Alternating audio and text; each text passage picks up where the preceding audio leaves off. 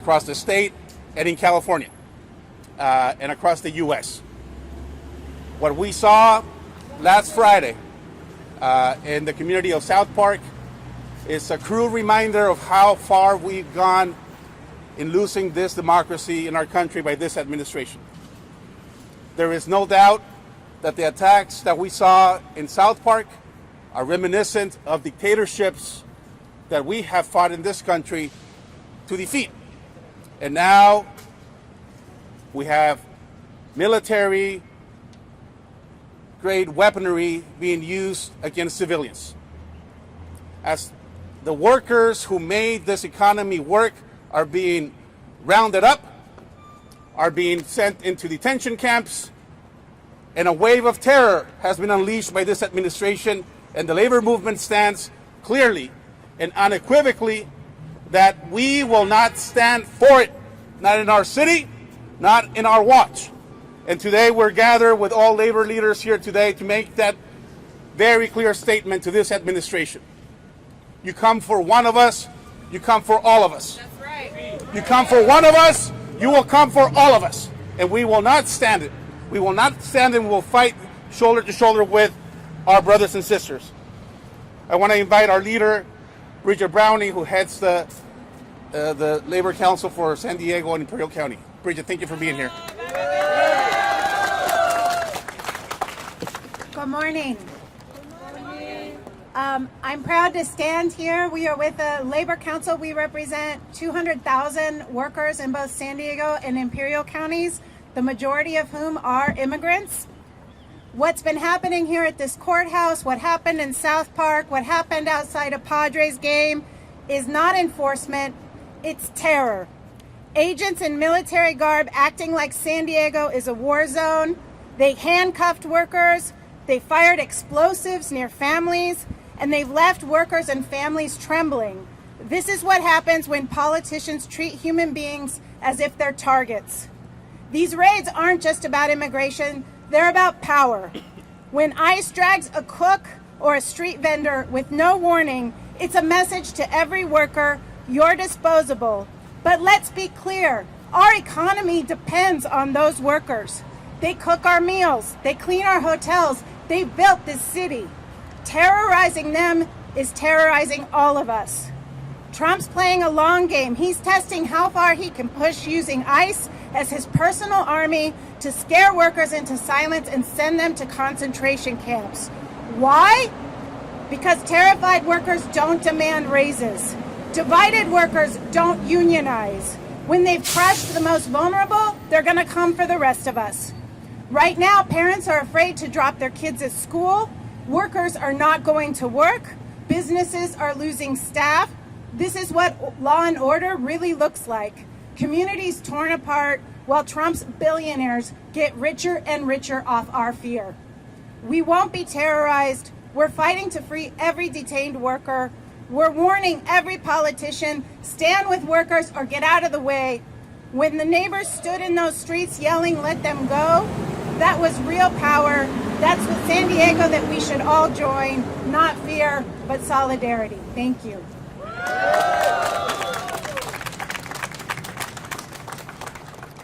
Thank you very much, Bridget, for your powerful words and for your leadership in this city and in this county to ensure that labor stands unapologetically with our immigrant brothers and sisters and the folks that make this economy work. I am proud to introduce now a tremendous faith leader that has been standing with workers for many, many years, Reverend Maria Santa Cruz from the Evangelical Lutheran Church.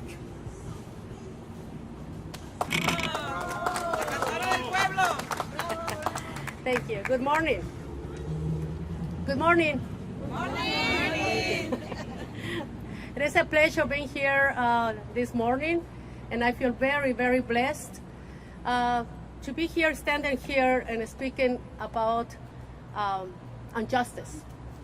I was called to and ordained in the Lutheran Church to speak up for justice. So that's why I'm here. That's why every time they call me, I am here to support this cause. And I don't want to show my anger, but I am angry. Angry at what they're doing. About the injustice, they're doing it. I'd like to read something about the book of Exodus. The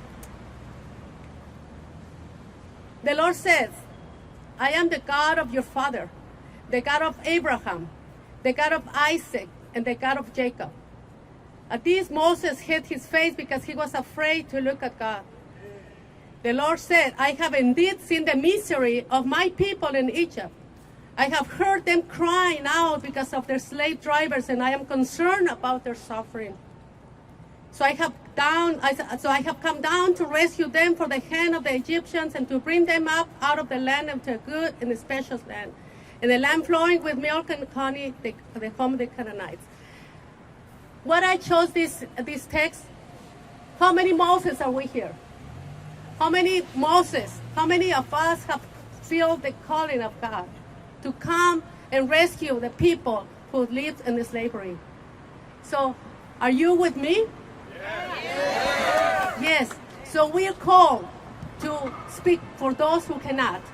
We are here to support those who don't have voice, those who live in terror, those who live in fear.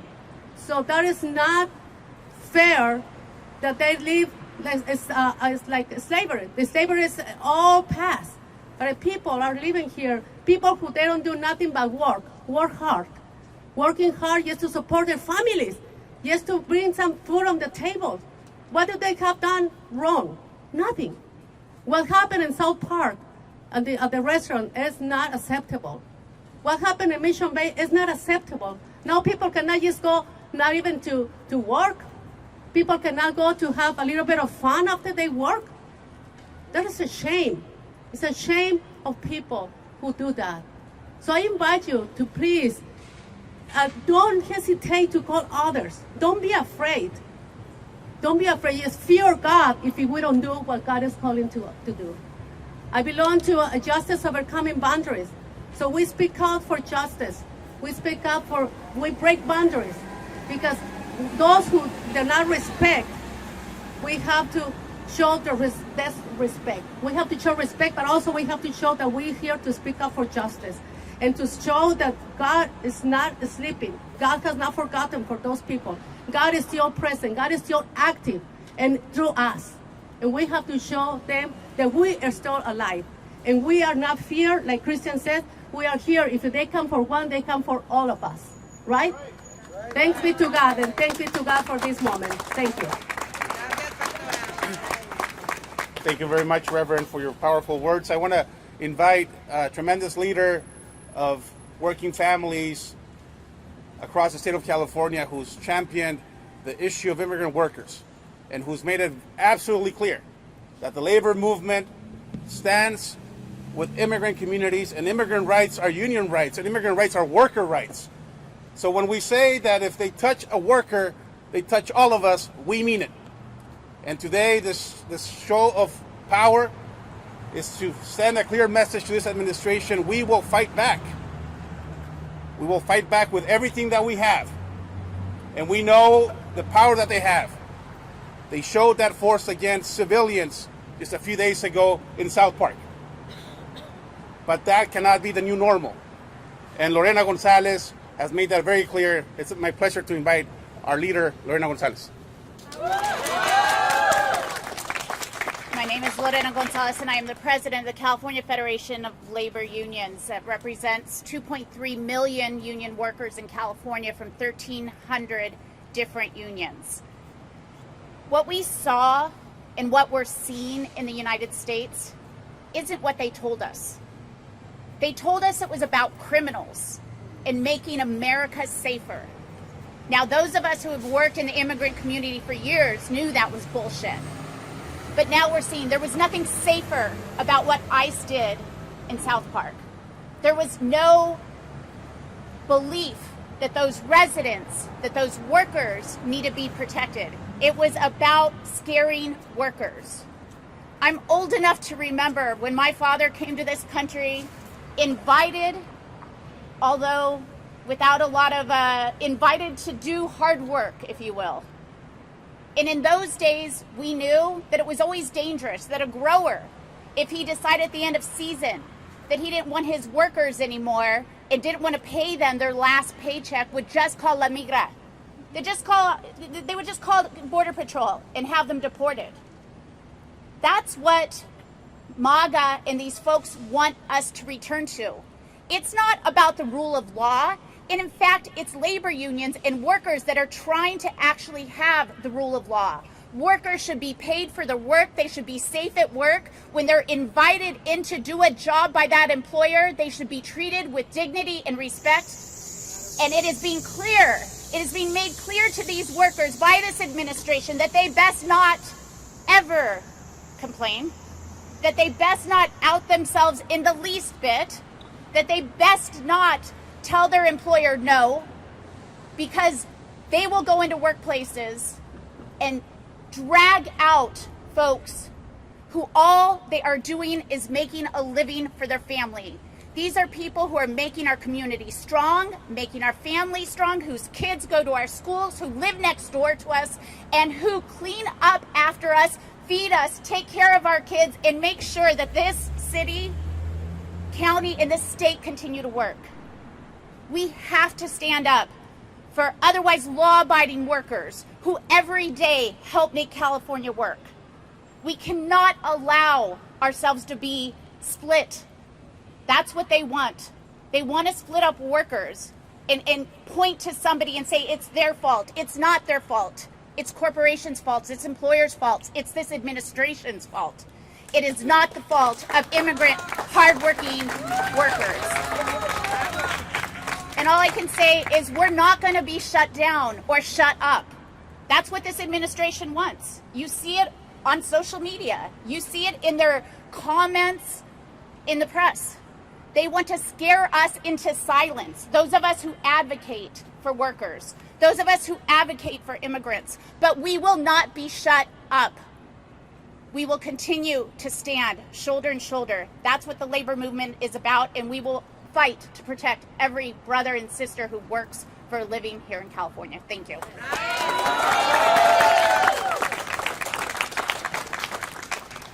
Thank you very much, Lorena, for your words. I'm also proud to invite our elected leaders, several elected leaders here with us here today, and I want to recognize the leadership on this issue. We have been at this for a long time. But what we have failed to do is to recognize that workers, whether immigrants or citizens, doesn't matter, make this economy work. And when you send military thugs with assault weapons to intimidate and to attack and to terrorize diners and to disrupt a weekend in one of the most iconic communities in our city, it is terror. It is state-sponsored terror. And I'm very proud of the fact that our elected leaders are calling us as is. Because when we are using military-grade equipment against civilians in this country, in our democracy, it's not just anti-immigrant. It tarnishes who we are as a society. It undermines the basic principles of a democratic society. And if we allow this to be the new norm, and if we are not able to call out this regime for its fascist attacks against our people, then we are losing who we are as a people and as a society. And Sean Rivera from the San Diego City Council has been unequivocal about his position on this. Sean, thanks for being here.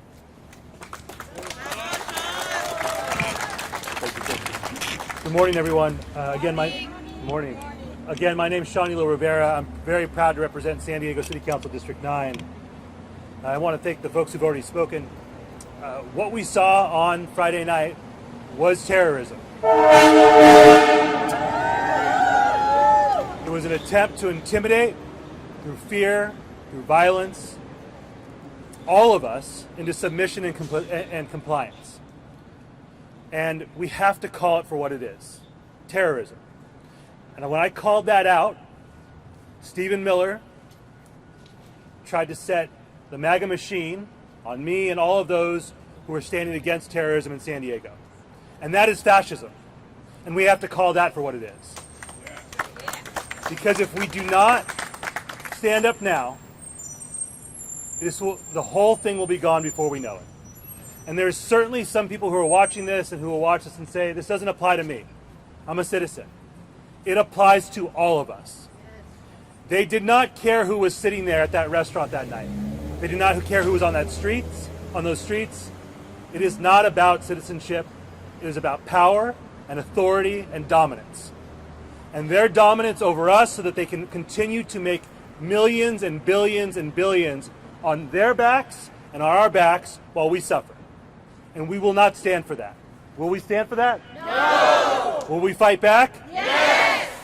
We are going to win this fight because we are on the right side of history. But it is not going to be easy, and it's super important that everyone understands terrorism did not start on Friday night. My district and my constituents have been subjected to this terror since the day Donald Trump stepped into office. Fathers ripped out of their cars, dropping their kids off for school. People ripped out of these courtrooms while they were following the legal process. This is not about law and order. This is about power and dominance, and we will not succumb to their attacks. So, to make it 100% clear to Donald Trump and Stephen Miller and Elon Musk and everyone else who thinks that we will fold, will we back down? No! Will we back down? No! Are we going to stop? No! Are we going to fight back? Yes! Are we going to win? Yes! Thank you.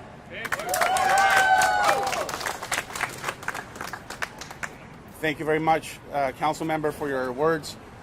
It's important to note that community leaders have been, as the Council Member mentioned, have been responding to calls of raids and attacks on immigrant communities and non-immigrant communities alike throughout our county. And the San Diego Immigrant Rights Consortium has been at the forefront of making sure that our communities are aware of what their rights are, have the resources that they need, and more, and equally important, to document the egregious attacks that our community has been suffering since Donald Trump came into office. And the chair of the San Diego Immigrant Rights Consortium is with us here today, Ian Ceruelo. Ian.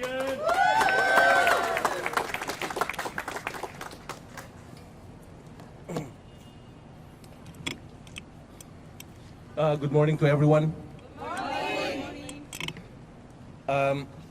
My name is Ian Ceruelo. I'm with the Asia Pacific American Labor Alliance and also the chair of the San Diego Immigrant Rights Consortium, or SDIRC. SDIRC, we are a coalition of more than 50 organizations here in San Diego. And we are here before you today to show our anger, our community's anger, of the reckless actions of DHS in terrorizing our communities. We strongly condemn the violent and disproportionate use of force by Homeland Security Investigation and U.S. Immigration and Customs Enforcement. In the workplace raid that occurred recently, it was clear that the actions of the federal government is meant to terrorize our communities. In response to the spontaneous protest by community members, many of whom were local residents, federal agents escalated the situation by deploying military-grade flashbang and stun grenades. These dangerous weapons were used on unarmed protesters, including families with children and pregnant women who were nearby when ICE agents deployed them. One flashbang exploded near a pregnant woman who required medical attention. And another device reportedly knocked down 2 small children. The agents' aggressive presence, heavily armed and stationed in front of elementary school with children still present, created an atmosphere of fear and intimidation in a residential neighborhood. The scale of militarization and the violent tactics deployed are in direct violation of our fundamental constitutional right to peacefully assemble and express dissent. These actions not only defy the values of our democracy, but also violate international standards that require new enforcement actions to be necessary and proportionate, yet the agents' use of force in this context was neither. It was an assault on the dignity and safety of our communities, of immigrants, of protesters, of workers, It was intended to silence the voices of our community. The ICE operation is part of a larger, deeply troubling pattern of militarization across our border communities, with a mission to tear families. This erodes trust, endangers lives, and treats communities like war zones instead of places where people live, where people work, where people raise families. We reject this approach entirely. Our communities deserve safety, respect, and dignity. SDIRC is in solidarity with labor, and we will fight side by side with all workers in our communities. Stop deporting our workers! Stop deporting workers! Stop Deporting workers! Stop deporting our workers! Stop deporting our workers! Stop terrorizing our communities! Stop terrorizing our communities! Stop Terrorizing our communities! Stop terrorizing our communities! Thank you so much. Thank you, Sean. And the American Friends Service Committee has been at the forefront for many years in this region, documenting the abuses against our communities and our residents. It's important to note that this didn't start in South Park last week. It's been an ongoing pattern of militarization of our communities, of the border region, and now the evil phase of militarization has come to a nearby neighborhood. And we want to put an end to it. And we will put an end to it. The American Friends Service Committee, under the leadership of Pedro Rios, has been at the forefront of documenting these abuses. And he was actually there when ICE agents deployed military-grade arms against civilians. Pedro, thanks for being here.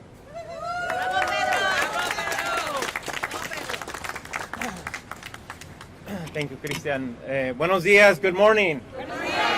How do we feel? Powerful. How do we feel? Powerful. How do we feel? Powerful. We feel powerful because we know that fear is not going to stop us. We saw what neighbors and residents of the community in South Park did when they got together and they pushed back the militarized federal agents that attempted to threaten and to harm our communities and that abducted 4 workers from our neighborhoods. And that's why we're here today, and I'm proud to stand with labor to say that the right to work is a human right. The right to provide for our families, the right to ensure that our children have food on the table, the right to work with dignity, and to have salaries that cover our basic needs. And when federal agents, militarized as such, come and abduct our community members, we stand up and we fight for them. We stand up and we fight for their families and for their dignity. And to put some context into this, as Christian mentioned, the first ICE raids that we documented was in 2003. 22 years of ICE raids where we've seen family members have been separated. 22 years of us lifting our voices and our demands to say that ICE raids must end. But to be honest, in order for ICE raids to end, we must take it a step further.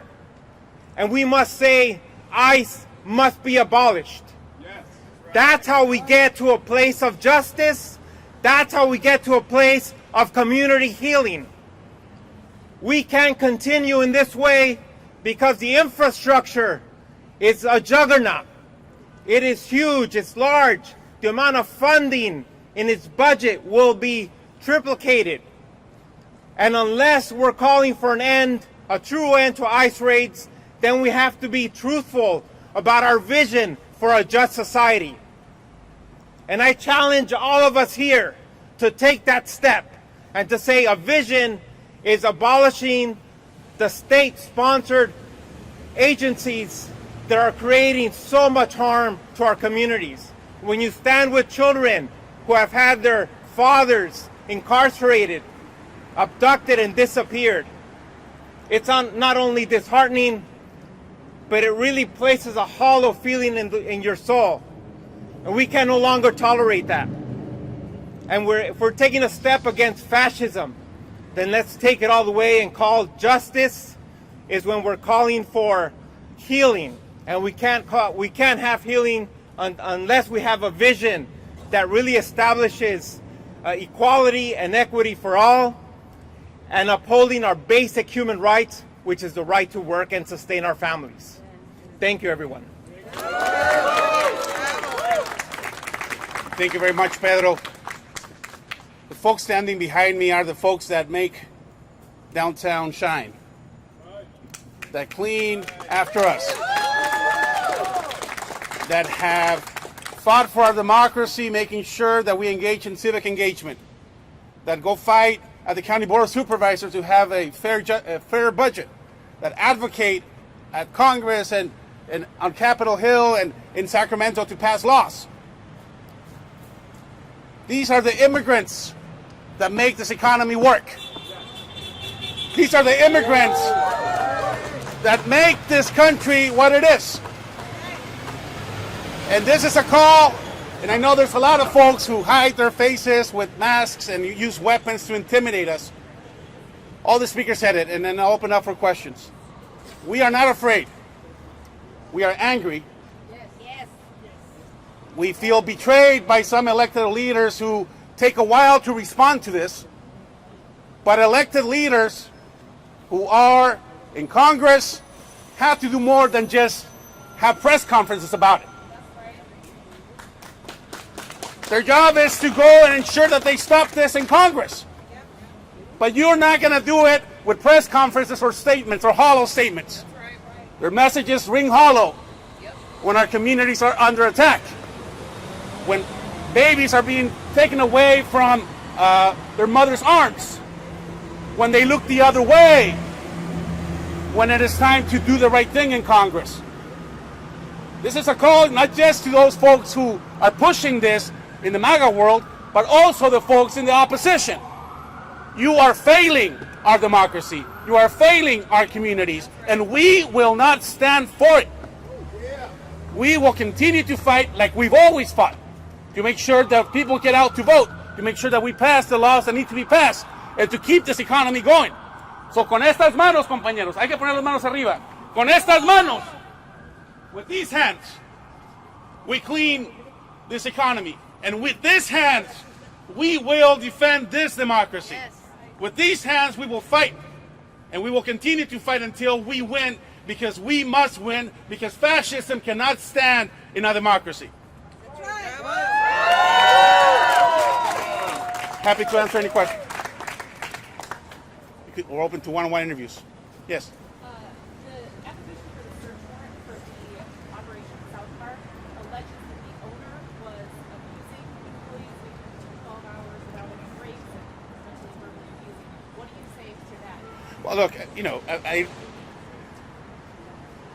wage theft is a real issue, and I'm not exactly sure what happened in that particular establishment. I can't speak to it.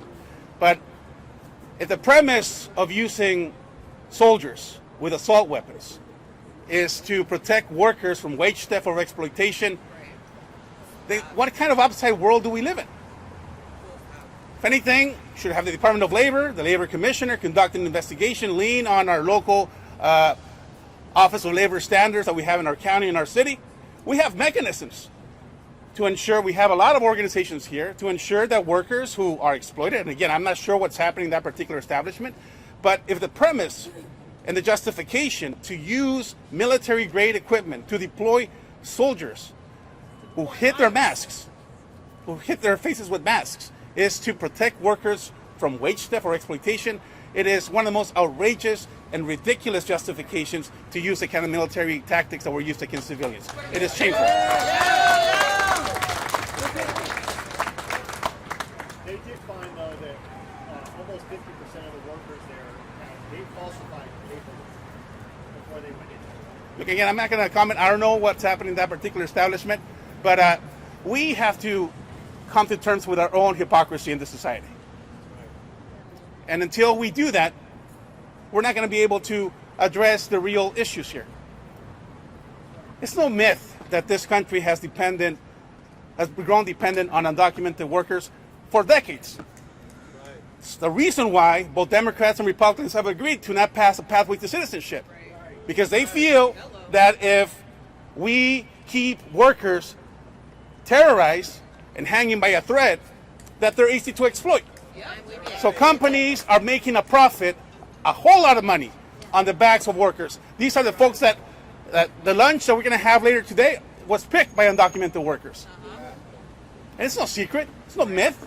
So until we come as a society to terms with our own hypocrisy, and until we stop using this notion that somehow working is a crime, that somehow washing our dishes after we have dinner is a crime, that somehow ordering food from a waiter is a crime, until we come to terms with that and deal with our own hypocrisy that this economy has been built on the backs of hard-working immigrants, and now we unleash soldiers to attack them, it is hypocrisy to the cruelest of stages. So I think this premise, and I want to just put an end to it, this premise that somehow workers are committing crimes because they're working, it is outrageous.